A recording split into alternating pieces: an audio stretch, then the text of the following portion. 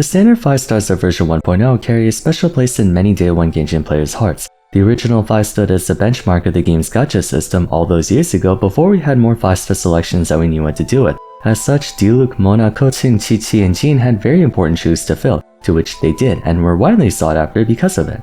Mona was the DPS driver that gave way to the big screenshots everyone enjoyed taking of Bennett doing ludicrous amounts of damage. Jean was a nice AoE healer who offered some good consistency back when domains had those annoying elemental aura debuffs, and believe it or not, even Qiqi had an important use, being one of the only ways to take on Hydro Abyss mages effectively back when the only cryo units were herself, Kaya, and Chongyun. Of course, damage was necessary, and while most free-to-play stuck to Racer as he was more readily available, the few that were lucky enough to acquire either Diluc and Keqing sought to make them the frontrunners of their accounts. As the first 5 stars of Genshin Impact, they naturally became fan favorites in the early days, including and especially the Yuheng.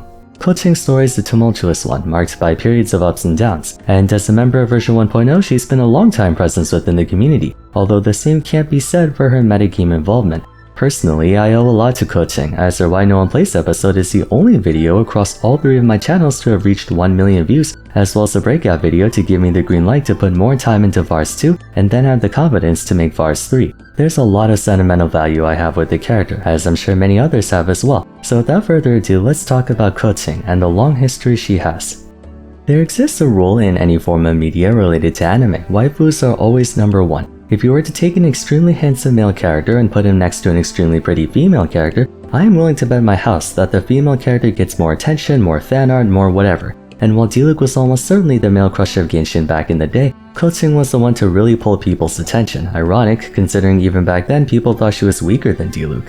Popularity for Keqing extended far beyond her merit as a 5-star attacker. While she was definitely one of the game's best before we started gaining more attackers in version 1, for some reason, people especially liked her. To be fair, she has a very attractive design, and early interactions with her during the Liyue story certainly left an impression. Aesthetically and experientially, she was the speed counterpart to Diluc's power, and her flashy visuals and rapid attacks playstyle felt more fluid and dynamic when compared to Diluc's more heavy gameplay. Both are in positions of power in their respective nations, but again, waifu beats husbando 10 out of 10 times. Her fun gameplay, 5-star rarity, striking aesthetic, pragmatic and no nonsense but also kind of earnest and amicable personality made her really stand out. So much so that her character subreddit in particular developed a reputation in the community.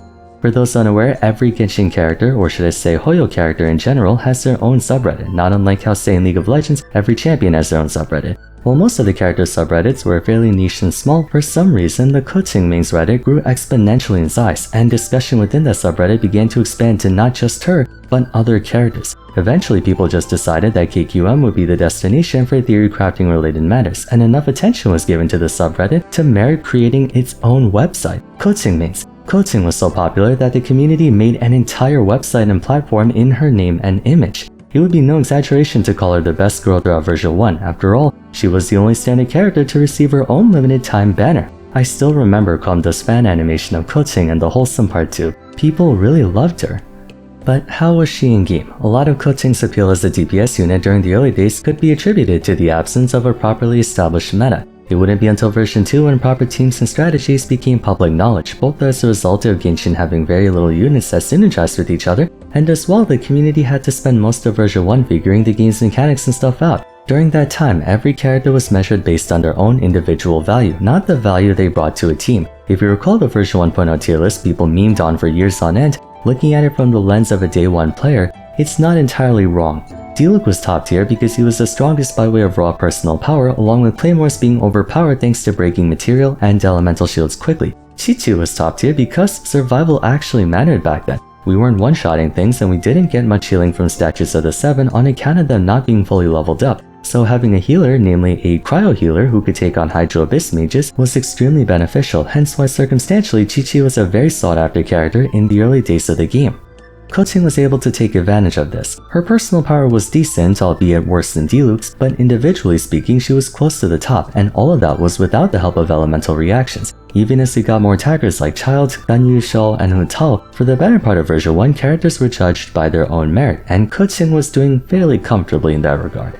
That would not last long though. Not only did Hoyo waste no time releasing more damage dealers like the aforementioned Ganyu and Hu Tao, but they carry noticeably greater DPS output of their own and more consistency to boot. An early pain point for Keqing was how short-lived her Electro infusion was, lasting only 5 seconds and more importantly being at the risk of getting overridden by other infusions like Chongyun, C6 Bennett, and the like. Further, back when stamina was in very short supply, Keqing's overdependence on a strong and fast but costly charge attack made playing her rather uncomfortable in long drawn-out fights, since by sprinting to avoid and or catch up to enemies you would directly lose out on DPS. As a matter of fact, for those wondering why there's a noticeable amount of players who refuse to activate Bennett C6 on general principle, that was literally because of Keqing, and I guess to a lesser extent Razor. If you went C6 Bennett, you would actually hurt Keqing's damage output and render them no longer compatible with each other.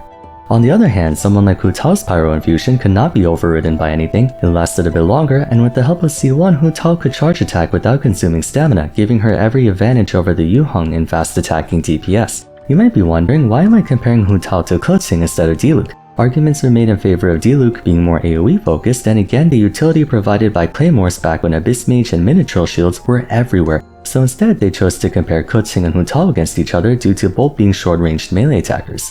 Also during this time, people quickly began to take notice of the superior amplifying reactions offered by Pyro in contrast to the inferior transformative reactions contained within Electro. The latter's elemental reactions across the board were considerably worse at contributing to Keqing's DPS. Electro Charge did very little for her. Overload would counterproductively knock enemies away, forcing her to expend stamina to chase after them. Finally, Superconduct was completely useless to her unless you were crazy enough to go physical Keqing, which, mind you, a number of people did. Meanwhile, Diluc was able to supplement his damage by abusing Vaporize and Melt. Despite not having a single instant screen nuke like Hu Tao's, by simply being Pyro, Diluc was out-damaging Keqing point for point thanks to Vaporize.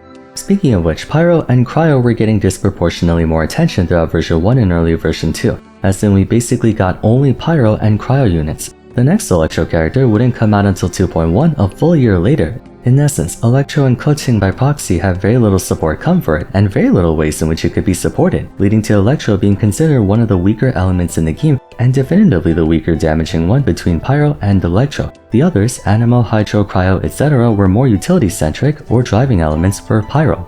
Being considered only by a brute force, Keqing lost a lot of market share following the release of Raiden Shogun. The Electro Archon was by all accounts Keqing but better, being able to temporarily imbue herself with Electro and attack with the same speed but deal ridiculously high damage in the process. She could also synergize a lot better with the supports and off-fielders we had at the time, giving rise to the Raiden National Team, the first widely used meta team comp in Genshin's history. Anytime there was a need for Electro, if there ever was a circumstance demanding specifically Electro, everyone's first choice would be Raiden National. Likewise, anytime brute force was expected, people went straight for Ayaka, Hu Tao, or Shogun, the leading attackers at the time.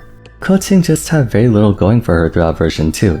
Even Kujo Sada, who could power up Electro damage, would see better mileage on Shogun, who, ironically, didn't actually care much for the Commissioner. Elemental reactions became more commonplace in late 2021, early 2022, with proper teams being formed around them such as Ayaka and Ganyu Freeze, Raiden Overvape, Sucrose Taser, Child International to name a few, but the meta was still predicated on raw strength. Freeze offered no DPS improvements outside of the increased consistency. Raiden Overvape, aka National, was similarly a brute force team. Ito Monochiu as well, and Hu Tao, when she eventually got double Hydro, became their premier DPS of choice. Keqing's base damage was never really her strong suit, it was her ability to attack very quickly. But at a certain point, other characters began to attack as quickly as her, however they would carry more damage on top of that.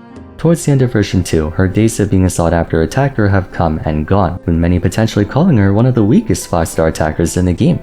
Interestingly though, public attention towards the Yu Hong still remains strong, no doubt preserved with the help of the version 2 Lantern Rite event giving her and Ningguang some gorgeous skins. I've always interpreted that as a gesture of goodwill in honor of Keqing's widespread appeal back in the day. Thankfully for Keqing, they would also give her some help in game come version 3. One distinction unique to Keqing that enabled her to stand out from Raiden Shogun was their fast attacking playstyle in conjunction with good front-loaded Electro application.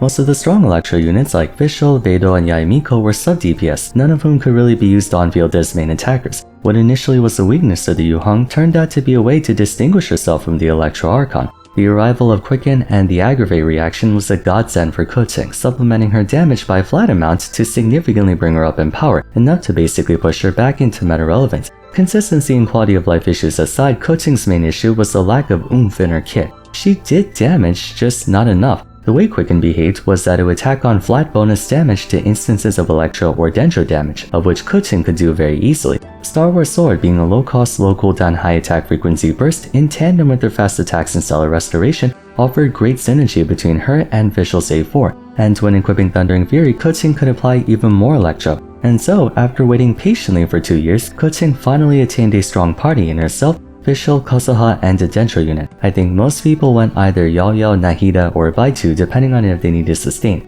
Inexplicably, the Yuhong attracts every polearm user within a 10-mile radius because she became the target of debate following the advent of yet another polearm attacker, Sino.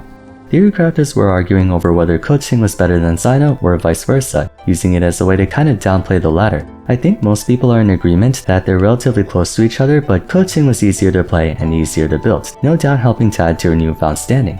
Sadly, being a product of version 1 was starting to catch up to her, just like it was for everyone else in version 1. Genshin's power scaling held relatively steady for the first years of his timeline, creeping up slightly but not enough to be noticeable. Much of that could be accredited to elemental reactions being the central focus of the game, not really the characters. But from version 4 to the present, we went back to personal damage, not only in DPS units, but also in supports. Specifically in Keqing's case, with her only real competition being Raiden Shogun for Electro on fielders, she was doing relatively well on a new Aggravate team. But when Clarend was introduced in 4.7, the Electro main DPS roster collectively all took a blow. Keqing, Sino, and Raiden Shogun were all knocked down a peg as Electro on fielders. Clarend had more damage, more consistency, and more output than all three of them. She could also play into both the hyper carry and reaction engines, benefiting from personal DPS augmentation like Farina and reaction support like Nahida. To a certain extent, Clarend also effectively hijacked Keqing's team right from her. Vishal, Nahida, and Kosawa could also play into Clarend very nicely, if not more so. One more thing is that Keqing and Clarend both had a similar elemental burst, consisting of multiple hits. She was a really tough inclusion for Keqing, a damage dealer who by all accounts had the same attack speed and front-loaded attack frequency in her kit, but a longer duration, higher numbers, greater mobility, self-healing too, meaning you could run no sustain for more DPS. By all accounts, Clarend was a modernized Keqing. That being said, technically speaking, Keqing was still able to somewhat hold her own in Genshin's endgame, which is ultimately what matters. She could be relatively playable in Imaginarium with a decent reaction or hypercarry based team, and she was still able to run a couple floor 12s, but her strength or lack thereof could only hold out for so long. Though she was enhanced by the arrival of new supportive units, supportive utility can only go so far. Being force multipliers, they're only as good as the base force. Without that, it was only a matter of time before that power boost in version 3 would also run out of steam. Keqing's disadvantage adversely affecting her performance in the metagame now was the same disadvantage affecting her back then. She's a main attacker. Unlike supports and sub-DPS units who can take any one of 3 party slots, there's only room for one main attacker in a given team. Personal waifu bias aside, people will naturally choose the most effective character for that main DPS slot. And if Clarend wasn't the one to bury Keqing, Veressa most certainly would be. Though she wasn't a Dendro-based Electro unit, fundamentally speaking, Electro is an element predicated on damage. So all Electro units were competing against each other whether they wanted to or not. At the same time, Taser was getting some newfound attention with the likes of Inefa and Vlins being added to the game, great for bringing Electro back into the meta, but ultimately pushing Keqing even further down in opportunity cost. Accordingly, Genshin's endgame, both Spiral Abyss and Stygian Onslaught have reached a point where getting a full clear is either very difficult or flat out impossible with her, and altogether Genshin's metagame has moved too far from version 1 at this point. I chose the title that I did on the thumbnail because the juxtaposition is really fascinating. Keqing was so popular of a character that her own subreddit eventually became a standalone website offering basic theory crafting and build info on all characters, and she was the only standard banner 5-star character in version 1 to receive her own limited version.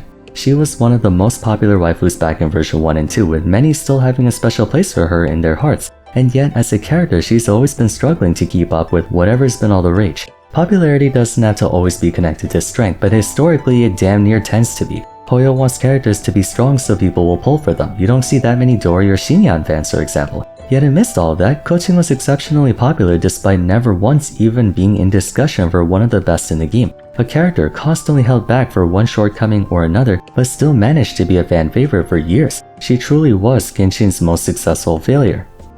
Still can't believe we're 5 years into Genshin Impact now. 2020 feels like it was both 5 minutes and 5 decades ago.